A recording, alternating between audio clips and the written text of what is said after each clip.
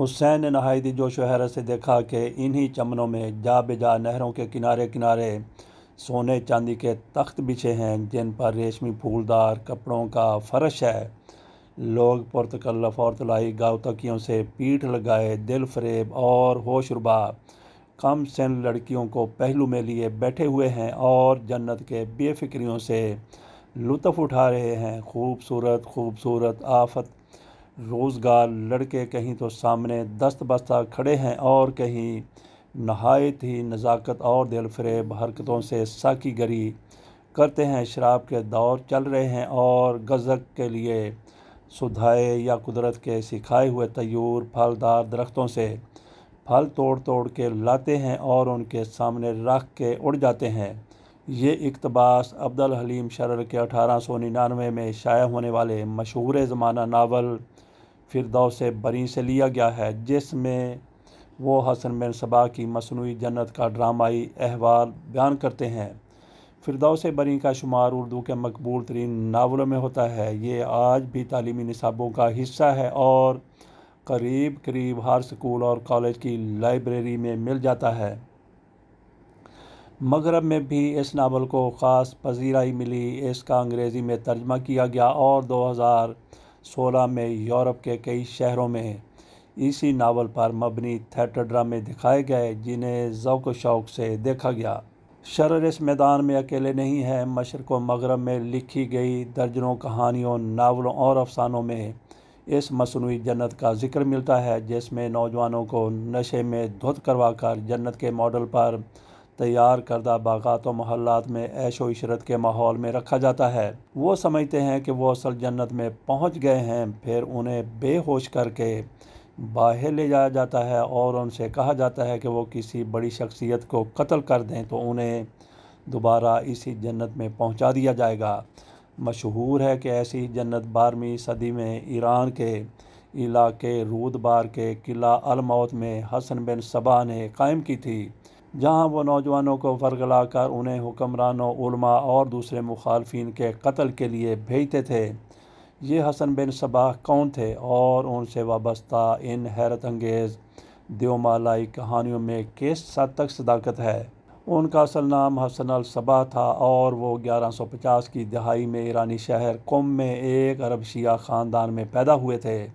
लड़कपन में उनके वालिद उस ज़माने के इल्मी गढ़ रे चले गए। यहाँ नौजवान हसन ने राज उलूम में तेज़ी से महारत हासिल करना शुरू की। अपनी आप बीती सरगुज़श्त में सैयदना, जिसके सिर्फ चंद टुकड़े ही बाकी बचे हैं, में लिखते हैं, 7 बरस की उम्र से मुझे उलूम की मुख्तलिफ़ शाखों से गहरा लगाव था और मैं मजहबी रहनुमा बनना चाहता था। 17 साल की उम्र तक मैंने खासा इल्म हासिल कर लिया था। उलूम की ये शाखें दीनियात के अलावा फ़ल्कियात, इल्म हिंदसा, ज्योमेट्री, मंतक और रियाजी थी। इसी दौरान उनकी मुलाकात अमीरा ज़र्राब नामी अस्माइली दाई से हुई, जिन्होंने नौजवान हसन के ज़रख़ेज़ दिमाग के लिए बारिश का सा काम किया। हसन इनसे इस कदर मुतासर हुए कि वो इस्माइली हो गए।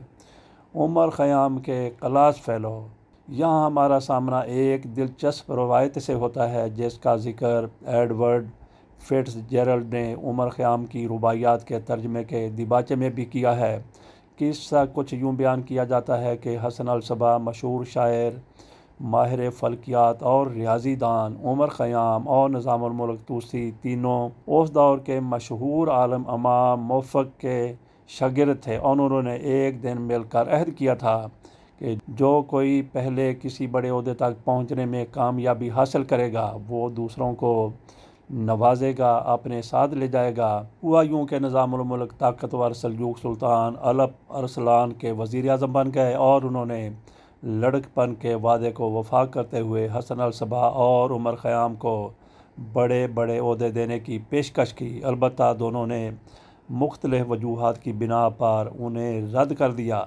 ये कहानी है तो बड़ी मज़ेदार, लेकिन क्या ये सच्चाई पर मबनी है? निज़ामुल मुल्क 1018 में पैदा हुए थे, जबकि हसन अल सबा का साल पैदाइश 1050 के लगभग है, जिसका मतलब है कि निज़ाम हसन से 32 साल बड़े थे। मज़ीद यह कि 1059 1059 में, यानी जब हसन की उम्र 9 साल के करीब होगी, निज़ामुल मुल्क सूबा खुरासान के गवर्नर बनकर पहले ही बड़े ओहदे तक पहुंच चुके थे। इसलिए ये करीने क्यास नहीं है कि वो रे के किसी नौउम्र लड़के के हम जमात हों और उसके साथ किसी अहदनामे में शरीक हों। उस ज़माने में मिस्र पर फ़ातिमी ख़ानदान की हुकूमत थी जो इस्माइली थे। काहिरा की जामिया अल अज़हर उन्होंने कायम की थी। हसन 1078 में मुख्तलिफ़ मुल्कों में फिरते फिराते काहिरा पहुँच गए, जहाँ उनके अफसाने पहले ही पहुँच चुके थे। चुनांचे फ़ातिमी दरबार में उनकी बड़ी आओ भगत हुई। हसन ने मिस्र में 3 साल गुजारे, लेकिन इस दौरान फ़ातिमियों के सिपा सालार बदरुल जमाली हसन के मुखालफ हो गए और उन्हें जिंदा में डाल दिया गया। इत्तेफाक से जिंदा का मीनार गिर पड़ा। इस वाक़े को हसन की करामत समझा गया और उन्हें बाइज़्ज़त बरी कर दिया गया। इसके बाद हसन अल सबा ने मिस्र में मज़ीद क़याम मुनासिब नहीं समझा। वह ईरान लौट आए और अगले 9 बरसों तक मुख्तलिफ़ इलाक़ों में दावत व तबलीग में मगन रहे। रफ्ता रफ्ता उन्होंने अपनी तवज्जो रूदबार सूबे के इलाके दैलमान पर मरकूज़ करना शुरू कर दी। यहाँ उन्हें कोहल बरज़ की बर्फ़ानी चोटियों में घिरा हुआ एक किला नज़र आया, जो उनके मुस्तकबिल के मंसूबों के लिए नहायत सूदमंद साबित हो सकता था। ये किला अल मौत था। बज़ाहिर तो लगता है कि इस किले का नाम मौत यानी मरने से मुतल्लक है, लेकिन हकीकत यह है कि अल मौत मकामी ज़ुबान के अल्फाज अला और आमूद से निकला है। दिलमानी ज़ुबान में अला उकाब और फ़ारसी में अमोख्त का मतलब है सीखना। रवायत मशहूर है कि उस इलाके का हुक्मरान वहाँ शिकार खेल रहा था कि उसे एक पहाड़ी पर उकाब उतरता हुआ दिखाई दिया। उसे एहसास हुआ कि इस मकाम का जुग्राफिया इस किस्म का है कि अगर यहाँ किला बनाया जाए तो वो नाकाबिले शिकस्त साबित हो सकता है। चुनांचे उसने यहाँ किला तामीर करवाया और उसका नाम अल मौत पड़ गया, यानी उकाब का सिखाया हुआ। हलाकू खां के दरबारी मुअर्रिख अता मलक जवैनी ने इस किले का दौरा किया था। वह अपनी किताब तारीख़ जहाँ गुशा में लिखते हैं, अल मौत एक ऐसे पहाड़ पर वाक़ है जिसकी शक्ल घुटनों के बल बैठे हुए ऊँट की मानद है। किला जिस चट्टान पर तामीर किया गया है उसके चारों तरफ ढलवाने हैं। सिर्फ़ एक तंग रास्ता है जिसका बड़ी आसानी से दिफा किया जा सकता है। जिसने किला अल मौत के आस पास के इलाके में डेरे डाल दिए, उनका पैगाम ज़ोर पकड़ता गया। देखते ही देखते खुद किले के अंदर उनके हवारियों की इतनी अक्सरियत हो गई कि किलादार हुसैन मेहदी के पास इसके सिवा कोई चारा न रहा कि वो किले का इख्तियार हसन अल सबा के हवाले करके वहाँ से रुखसत हो जाए। ये वाक़या 1090 का है। अब हसन अल सबा ने किला अल मौत को अपना मरकज़ बनाकर आस पास के वसी इलाके में अपना पैगाम फैलाने का काम शुरू कर दिया। कुछ ही अरसा गुजरा था कि आस पास के कई किले उनके कब्ज़े में आ गए, जिनमें से कुछ को ख़रीदा गया, कुछ पर बज़ोर कब्ज़ा किया गया और कुछ ऐसे थे जिसके लोगों ने दावत से मुतासर होकर ख़ुद अपने आप को उनके हवाले कर दिया और किले के दरवाज़े खोल दिए। किस्सा मुख्तसर, चंद बरसों के अंदर तकरीबन तमाम रूदबार और पड़ोसी इलाकों में हसन अल सबा की अमलदारी कायम हो गई। उनके इन्हेमाक और इत्तेकाज़ का ये आलम था कि वो अल मौत में आ जाने के बाद 35 बरस तक किले से बाहर नहीं गए, बल्कि अपने घर से भी सिर्फ 2 बार बाहर निकले। तारीख़ दान रशीदुद्दीन हमदानी जामे तवारीख़ में लिखते हैं कि वो अपनी मौत तक अपने घर ही में रहे, जहाँ वो अपना वक्त मुताले, दावत तहरीर करने, अपनी अमलदारी का नज़्म व नसक चलाने में गुजारते थे। सल्जूक सुल्तान मलक शाह ने अपने दूर अफ्तादा सरहदी इलाके छिन जाने की खबर सुनकर हसन अल सबा की सरकोबी के लिए 1092 में एक लश्कर भेजा, जिसने अल मौत का मुहासरा कर लिया। लेकिन 7000 फुट की बुलंदी पर वाक़ ये किला नाकाबिले तस्खीर था। दूसरी तरफ आस पास के इलाकों से हसन के मानने वालों ने कच्चूके लगा कर शाही लश्कर को इस कदर ज़िच किया कि उससे 4 माह के बाद अपना सामूँ लेकर लौटते ही बनी।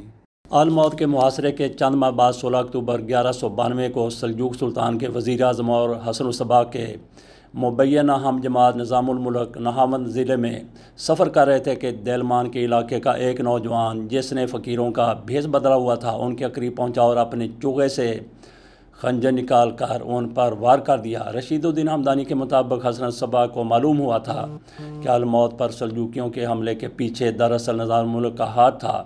उन्होंने एक दिन अपने फ़िदाइयों से कहा, तुम में से कौन है जो इस मुल्क को निज़ामुल मुल्क तूसी के फितने से पाक कर सके। एक नौजवान बूताहर आरानी नामी ने हाथ बुलंद किया और बाद में जाकर शेखुल जबाल के फरमान पर अमल कर डाला और इस दौरान ख़ुद भी निज़ामुल मुल्क के मुहाफ़िज़ों के हाथों मारा गया। ये हसन सबा की मुहिम का पहला खुदकुश हमला था। ज़ाहिर है सियासी कत्ल हसन की ईजाद नहीं था कि ये अमल इतना ही पुराना है जितनी इंसानी तारीख़, लेकिन जिस मुनज़्ज़म तरीके से और जिस वसी पैमाने पर हसन सबा ने इसे बतौर आला इस्तेमाल किया, इसकी वजह से उनका नाम इससे मुंसलिक होकर रह गया।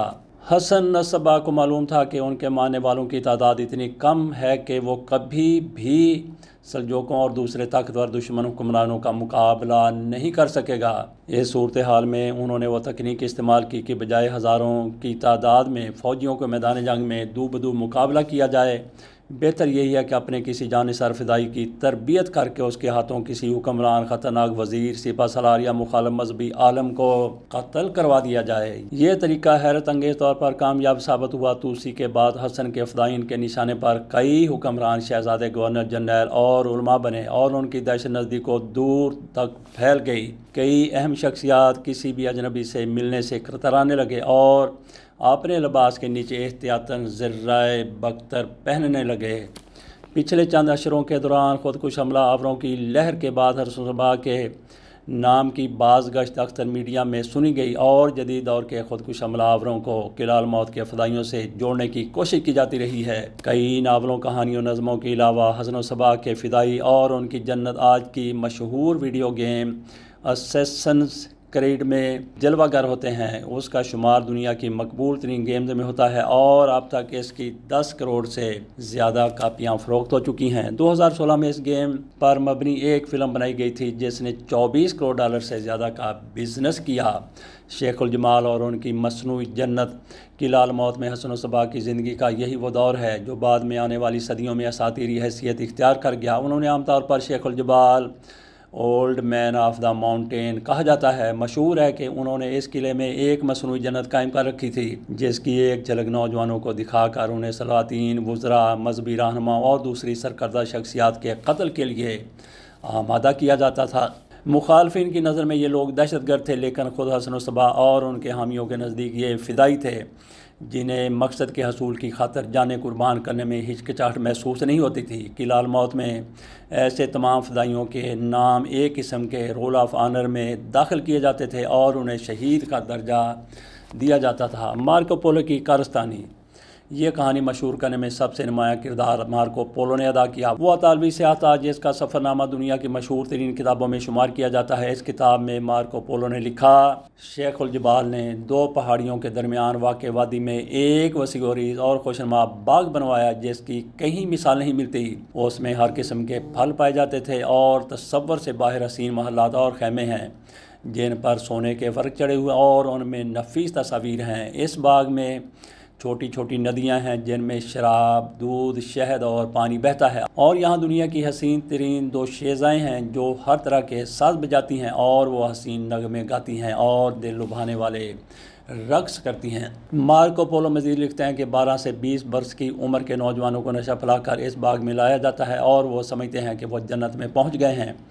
इसके बाद जब उन्हें बेहोश करके उस फिरदौस से बरी से निकाला जाता है तो वह अपनी ज़िंदगी की परवाह किए बगैर किसी को भी कत्ल करने के लिए तैयार हो जाते हैं। मार्को पोलो का सफ़रनामा अपने दौर का बेस्ट सेलर साबित हुआ और उसकी वसासत से ये कहानियाँ यूरोप भर में फैल गईं जो आज तक किसी न किसी शक्ल में दोहराई जाती हैं। इस दौरान किसी ने यह ना सोचा कि मार्को पोलो जब 1272 में चीन जाते हुए इस इलाके से गुजरे तब हसन सबा को फौत हुए तकरीबन 1.5 सदी और मंगोलों के हाथों किला मौत को तबाह हुए 15 बरस गुजर चुके थे। दूसरी तरफ कुछ जदीद मौरखीन ने कहा है कि मार्को पोलो चीन तो कुछ तुर्की से आगे तक गए ही नहीं और उन्होंने सारी कहानियां इस्तांबुल में बैठकर स्याहों और मलाहों से सुन कर लिख डाली। लेकिन यह अफसाना मार्को पोलो की इजाद नहीं। इस ज़माने में हसन सबा और किला मौत के बारे में तरह तरह की अफवाहें गर्दिश में थीं। उन्होंने कहीं से ऐसी ही कोई उड़ती खबर सुनकर उसे तहरीर कर दिया, जिसके बाद यह कहानी दुनिया भर में फैल गई। हमने हलाकू खान के दरबारी मौरख अता मुल्क की जवैनी की तारीख जहां गुशा का जिक्र किया था। जवैनी हसन सबा और इस्माइलियों के सख्त दुश्मन थे, इसलिए उनसे तवक्को नहीं की जा सकती कि वो उनसे किसी किस्म की कोई रूह रियायत बरतेंगे। हलाकू ने जब 1256 में किला मौत को फ़तह किया तो जवैनी उनके साथ किले में पहुँचे। वो बड़ी तफसील से हसन सबा के हालात ज़िंदगी, उनके नज़रियात आल-मौत की तारीख़, वहाँ के हुक्मरानों, अमारा, तर्ज़ तमीर और कुतुब खानों का अहवाल बयान करते रहे। लेकिन उनकी किताब में कहीं भी किसी जन्नत या उसके आसार का जिक्र ढूंढे से भी नहीं मिलता। हम उस दौर के एक और मशहूर तारीखदान रशीदुद्दीन हमदानी का जिक्र कर चुके हैं। उनकी 1307 में मुकम्मल होने वाली किताब जामा तवारीख को उस दौर की ईरानी तारीख पर सनद तस्लीम किया जाता है, मगर वो भी हसन सबा और किला मौत का तफसीली जिक्र करने के बावजूद वहाँ किसी जन्नत के वजूद से वाकिफ़ नहीं हैं। असल जानिसार शेख अल जुबाल के बारे में कई और कहानियाँ, रवायतें और अफसाने भी गर्दिश में हैं। उनमें से एक ये है कि एक दिन किसी मुल्क का सफ़ीर अल मौत आया हुआ था और उसने अपने हुक्मरान की कील कांटे से लेस फ़ौजों की हैबत के बारे में डींगे मारना शुरू कर दी। हसन सबा ने कहा, ठहरो, मैं तुम्हें दिखाता हूँ कि असल सिपाही क्या होता है। वो उसी वक्त सफ़ीर को किले की छत पर ले गए और वहाँ तैनात 2 मुहाफ़िज़ों में से एक से कहा कि छत से कूद जाओ और दूसरे को हुक्म दिया कि अपना खंजर निकाल कर अपने दिल में पैवस्त कर दो। कहा जाता है कि जब एक मुहाफ़िज़ बिला चोंच राम किले की बुलंद फसील से कूद गया और दूसरे ने खंजर अपने सीने में घोंप दिया तो सफ़ीर पर वहीं हैबत तारी हो गई और उसने अपनी ज़बरदस्त फ़ौज के ज़िक्र से हसन पर तारी करना चाहिए थी। ये भी मशहूर है कि अंग्रेज़ी का लफ्ज़ असैसिन यानी अहम शख्सियत का कातिल भी हसन सबा ही के उस दौर की पैदावार है, क्योंकि वो और बाद में आने वाले उनके जानशीन फ़िदाइयों को हशीश यानी चर्च के नशे में धुत करवा कर कातलाना मुहिमात पर भेजा करते थे। कहा जाता है कि इस फ़िरके से तलक रखने वालों को हशीश की निस्बत से हशाशीन कहा जाता था, जो मगरब में पहुँच कर असैसिन बन गया। तारीख़ की किसी किताब हम असर में इस बात के शवाहिद नहीं मिलते कि हसन सबा या उनके पैरोकार किसी किस्म की नशा आवर अद्वियात का इस्तेमाल करते थे। मारूफ तारीखदान बर्नार्ड ल्यूस के मुताबिक उस दौर के इस्माइलियों के लिए लफ्ज़ हशाशिया हशीश पीने वाला की इस्तिलाह दरअसल इसलिए इस्तेमाल हुई थी कि दूसरों को इनके ख्यालात बहके लगते थे, ना कि खुद हशीश पीने के बायस। हसन सबा बेहज़हीन सियासी रहनुमा और मुनज़्ज़म थे। उनके सियासी और नज़रियाती मकासद के हसूल के लिए नज़रिया भी दरकार था और उस पर अमल पैरा होने के लिए तंजीम भी। उन्होंने ये दोनों काम कर दिखाए। उनकी कट्टर इंसाफ पसंदी की मिसाल ये पेश की जाती है कि जब कानून का मामला आया तो उन्होंने अपने दोनों बेटों को भी नहीं बख्शा, एक को शराब पीने की पादाश में और दूसरे को कत्ल के जुर्म में मरवा डाला। हसन सबा का इंतकाल 12 जून 1124 को हुआ। चूँकि उनकी नरीना औलाद ज़िंदा नहीं बची थी, इसलिए उन्होंने अपनी ज़िंदगी में ही एक वफ़ादार दाई बुज़ुर्ग उम्मीद को अपना जानशीन मुकर्रर कर दिया था, जिन्होंने एक अरसा किला अल मौत पर हुकूमत की। ये सिलसिला 1256 तक चलता रहा। ता वक्त के मंगोल हुक्मरान हलाकू खान ने अल मौत को फतह करके इस नज़ारी इस्माइली रियासत का खात्मा कर डाला। हसन सबा की ज़िंदगी इस लिहाज से बेहद दिलचस्प है कि उस पर तरह तरह के अफसानों की दुबेज धुन छाई हुई है और जिसमें उनकी असल शख्सियत गुम होकर रह गई है। ज़माने की ये सितम ज़रीफ़ी भी देखिए कि उसने उनका असल नाम भी बदल कर हसन बिन सबा मशहूर हो गया, हालांकि उनके वालिद का नाम सबाह नहीं बल्कि अली था।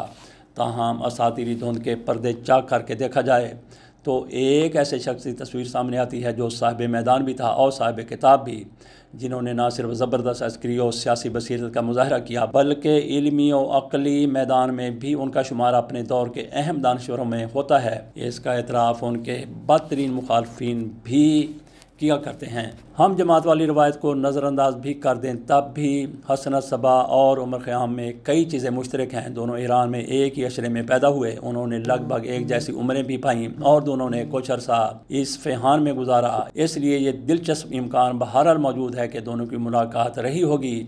आखिर को उनके कई इल्मी मशागिल और दिलचस्पियाँ एक जैसी थीं, लेकिन इनसे भी गहरी और मुमासलत है। हसनत सबा जो दीनी आलम और फ़ौजी कमांडर थे, रहती दुनिया तक एक ऐसी मसनूई जन्नत के खालिक की हैसियत से जाने जाएंगे जहाँ शराब की नहरें बहती थीं और शबाब हर सू जलवा अफरोज़ होता था। दूसरी तरफ उमर ख़याम जो दरअसल रियाजीदान और माहिर फ़ल्किया थे, उन्हें शबाब और बागात से मुतल्लिक़ ऐसी रुवायत का खालिक समझा जाएगा जो उन्होंने नहीं लिखी। ईरानी मुहक्किक सादक हदायत की तहकीक के मुताबिक ख़याम से मनसूब सैकड़ों रुबाइयों में से सिर्फ़ 8 या 10 ऐसी हैं जिनके बारे में वसूख से कहा जा सकता है कि वो ख़याम के कलम से निकली हैं, बाकी अल्लाह अल्लाह खैर सलाह। इसलिए कहा जा सकता है कि इन दोनों हम असरों के सर एक जन्नत थोप दी गई है जिसका इन दोनों से कुछ लेना देना नहीं है। इजाज़त दीजिए और जाते जाते आपको बता दें कि ये स्टोरी थी ज़फ़र सैयद की जो हमने BBC से ली। अल्लाह हाफ़िज़।